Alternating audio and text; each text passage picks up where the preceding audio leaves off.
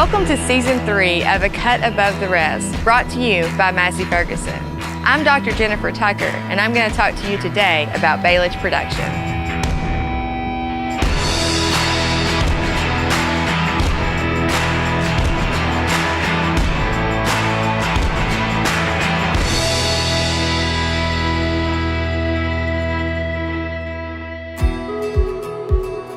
Baleage is a high moisture feed source that we're able to develop for our livestock that kind of decreases some of the limitations that we see with dry hay production. The main thing when you're looking at baleage is the moisture level.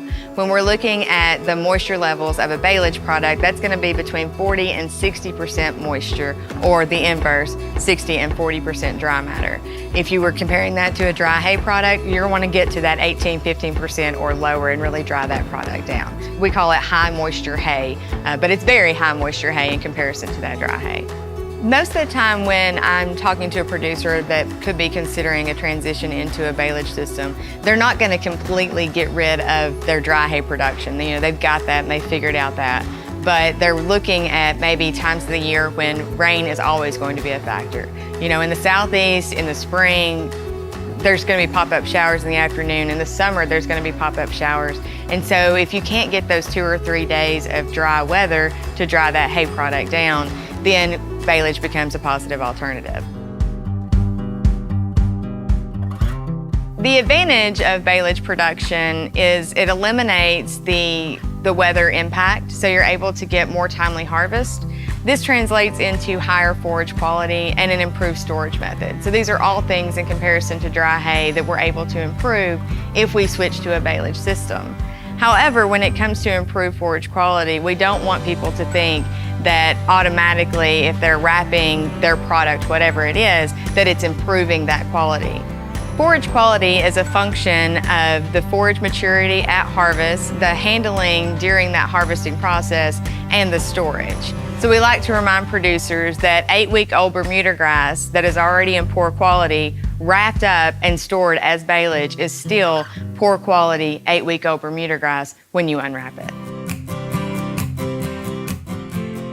The equipment you need from baleage is not that different than what you need from a dry hay situation, but if you're going to get heavy into baleage, we are going to recommend that you upgrade some of that. When it comes to a baler, you want to make sure that you pick a baler that can handle the high moisture material. That's where we see a lot of the breakdowns in a baleage production system. Having a baleage equipped baler, or one that has the choppers in it, really helps to chop up that material, which makes it easier for the fermentation process, releases those sugars, and then also translates to better digestibility for the livestock when they're eating that. And then obviously you need a wrapper so that you can wrap that product.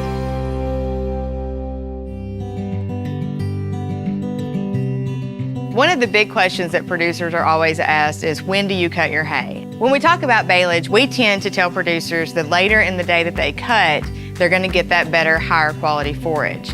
This is due to the photosynthesis process that allows those carbohydrates to start to increase from sun up all the way to sundown. When you get to sundown, that's where your highest sugar content is going to be in that forage.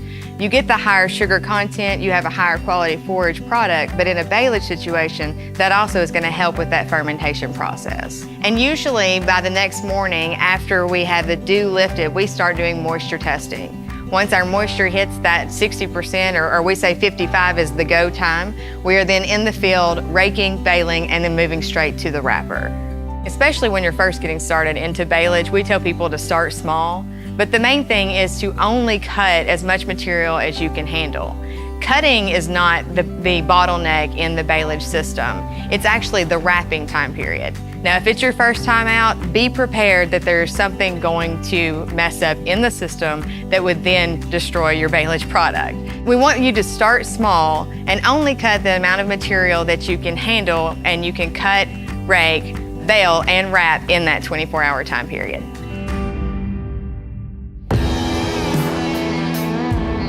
In summary, baleage is a high moisture, high quality forage product. In challenging weather years, baleage can provide producers the flexibility needed to still harvest a high quality forage feed for their livestock.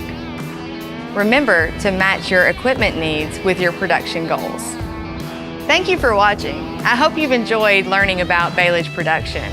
Stay tuned for our next episode with Dr. Taylor Hendricks. To prove your hay is the best, I encourage you to work with your county extension agent, collect and submit a hay sample to the 2019 Southeastern Hay Contest. For more information, visit our website, sehaycontest.com.